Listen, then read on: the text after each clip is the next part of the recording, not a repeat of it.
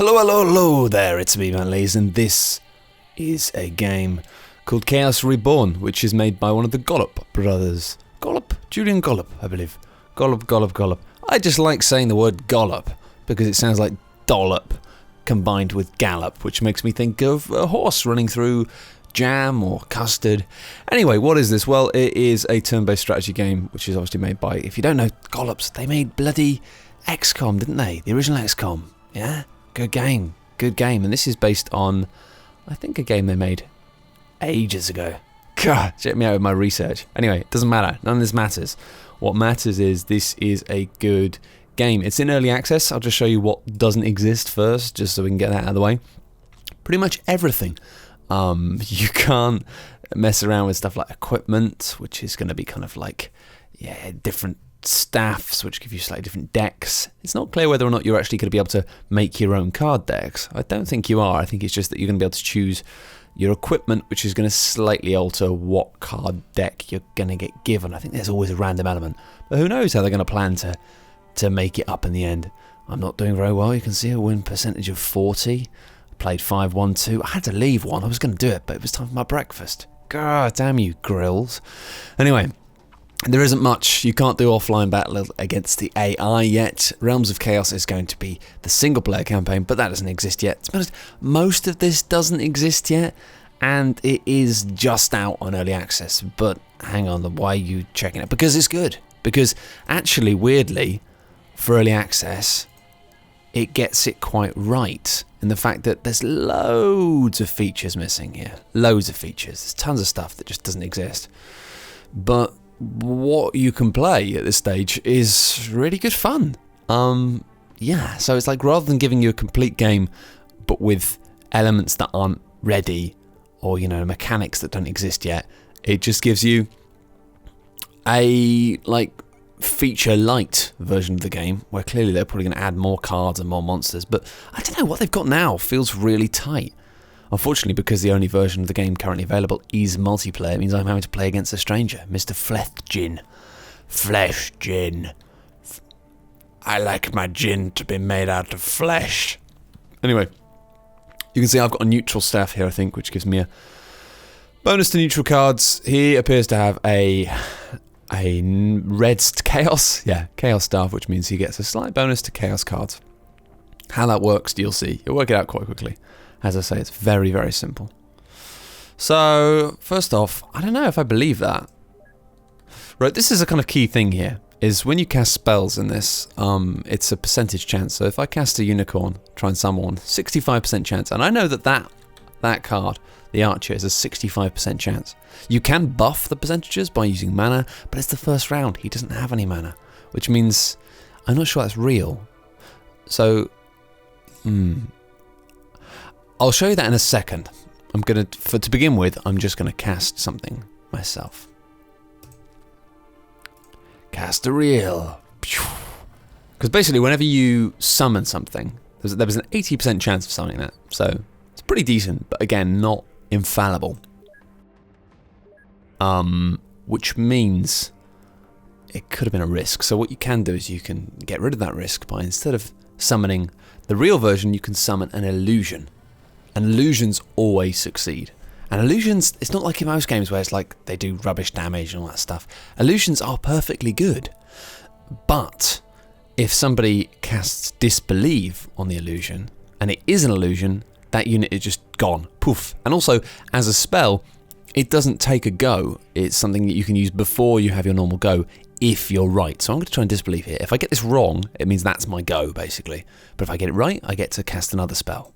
Disbelieve. Oh, it's a real elf. Cast Disbelieve, but it failed. Elf is real. Well, there's me looking like a muppet. And that means I can't cast anything. So, yeah. Fun times. Right. Okay, then. Well, I've got to start moving my way down towards these things. Well, one of these, hopefully. You can only collect one per round, but mana roots give you mana. And as I say, mana can be used to buff up the percentages of cards, spells, and also if you fill up your mana bar, then you get a super spell, which is basically like a 3-way mana bolt, I think, in this. As I say, I don't know what their plans are for the game in terms of... Oh, God, it's been terrible not pressing the end turn button. I don't know what their plans are in terms of how customizable the end game will be.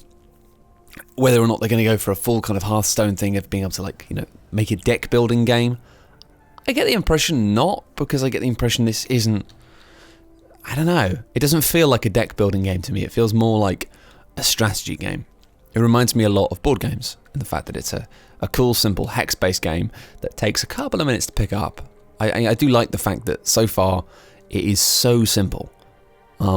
I taught myself how to play without any tutorial stuff or whatever in about 5-10 minutes, and obviously it took about maybe 20 minutes for me to start pick up on some of the nuances of what different cards can do. But at the moment, considering it's quite a content-light version of the game, it's quite easy to work out. So, there's the introduction. Now I just gotta hope that this Mr. Flethgen will just sort of hurry up and play a bit faster so that I can show you the rest of it. Okay, so this dude, let's have a look at what he can do. He can attack there, so I don't want to be there, and I can't... Gonna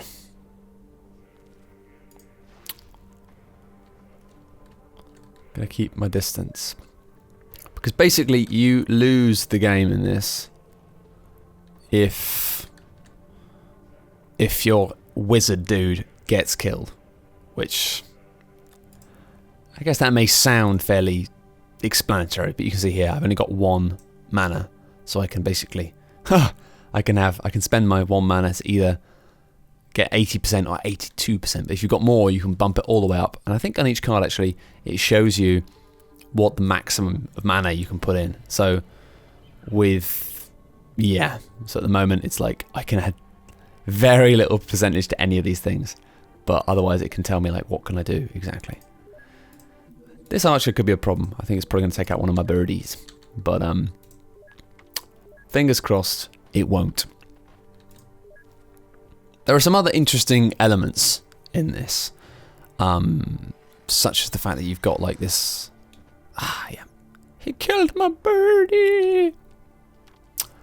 I knew that was going to happen, but hey. Well, I didn't. It's percentage based. I mean, anyone who's played XCOM will have an immediate appreciation of how the system works. And, you know, it might annoy some people, to be honest, because I know a lot of people don't like... I mean, people say they don't like the percentage stuff in XCOM, but come on, you do. It's what makes the game. Like, you know, people get annoyed by it when the odds keep dicking on them. And I think that's something that if you do get frustrated by that, you'll probably get frustrated by this, because obviously it isn't fair. Oh no, in the way that XCOM isn't quite fair in the fact that it does have advantages for aliens and advantages for you, this is just straight up like, it is fair in the fact that, you know, you get the same odds. They get the same odds as you, and that can basically completely dick on you if you're not careful. It is a serious problem. So, subversion. It's got a 75% chance to... I'm just going to do this. Basically, this is risky because my wizard is potentially... Yeah. So, the way this game works basically is you lose or they lose when the wizard dies. In this case, that archer has a 20 to 33% chance of killing me in 1 hit. Now, the percentage of that is depending on where he is, so I think it's higher ground, he'll get a better percentage. But that's not good, obviously. He's just got a straight up 33% chance for that, because I think you can only attack him from 1 square. But with this one, he got a bit of variability. The problem is, if he actually just takes that attack and makes the 33% and just does it, then he wins the game. Which means the pacing of games of Chaos Unborn, Chaos Realms, I can't remember what it's called. The pacing of this game can be very fast. I've had games which have been over in minutes. Oh god, and this might be one of them, because I thought I was going to be in range with my spell, because I'm concentrating so much on talking to you that I've muffed it up. So I'm going to try and save myself by creating a Chaos Wood. How much wood would a Chaos Wood if a Chaos Wood could wood? Asking all the big questions. So, oh god, still got no mana. Why not? I'll have that bonus. Failed. I'm in a lot of trouble. I am in a lot of trouble. This may be me getting wiped out, but hey, that could be good. A quick video, just a little explanation. You can do other stuff. So you got the thing that, oh look, yep, it's over. Look, see, he got the 33% chance or whatever, or the 20% chance maybe, and he killed me. So that is the game over. Awkward. What's that? Okay, brilliant. This is good. But that's fine, because that's how this game works. You can be over really quickly, especially if you make bad mistakes or if you get unlucky with the numbers. I had one game which I won really quickly, and I felt so sorry for the guy because I just got so lucky with all of my rolls. Like every roll was like, yep. So there is a real degree of chance here in this game. And if you're familiar with board games, etc., then that will be natural to you. But if you don't have the capacity to laugh when you keep rolling ones and they keep rolling sixes, well, you know, maybe laugh a little bit and then cry. If you can't do that, then you're going to get frustrated. But there's nice things. You saw earlier with the cards, I had chaos cards and I had like kind of the neutral cards and the good one, the blue ones. I don't know. It's blue, red, green. It's like a alternate reality traffic lights. Basically, if you keep casting chaos spells, then chaos spells get easier to cast. If you keep casting the blue spells, order, or that's it, chaos and order. If you keep it casting order spells, then order spells get easier to cast. So it means that if you've got, like that chap did, a big red chaos staff, you want to keep casting loads of chaos things because it will make your life easier, whereas I'm neutral, so it's kind of like I just want the pendulum to be closer to the middle. But overall, it's a game that is weighted towards having short, quick games. They're quite snappy, they don't take too long. Sometimes they do kind of drag out a bit longer. You can have kind of, if both wizards like summon loads of enemies and then you have a kind of big war in the middle, it gets quite tactical, gets a bit more serious, but it's snappy. You can take risks, you can get slapped on the wrist for them, you can take risks and be fine. Finally, despite the fact that you haven't got that many things you can do with the early access version, one of the things you can do is play asynchronous multiplayer, old school style. If anyone remembers playing Laser Squad Nemesis, and the fact you could do kind of sending it by email, it was a faff back then, but back then the world was a different place. Now you can just do asynchronous. You can have up to 20 games at once, so if you don't like the idea of actually having to sit and physically play a multiplayer game for ages, then you can just do that. It's clearly very early, but what's there feels very polished, very clean, very simple, and it's fun. I mean, it's only online at the moment. You can't do any of the AI stuff, but I've never had to wait for a game. There are clearly a lot of people, a lot of early backers playing it. Yeah, it's really good, and I'm glad I backed it. I kind of forgot I backed it, and then I got a code in my email because I backed it on Kickstarter. Yeah, I'll definitely be covering this more in the future, and I'm looking forward to how it shapes up when they kind of keep working on adding stuff. But if you are a fan of multiplayer head-to-head stuff and you like a bit of tactics, after playing this for like literally probably only about an hour, it's very good. Dem Gollops, they know what they're doing. Great times. Anyway, that's been that. I just wanted to show you this because bloody gore, it's good. Oh, good Gollops. It's nice. Thanks very much for watching. I'll see you next time. Bye!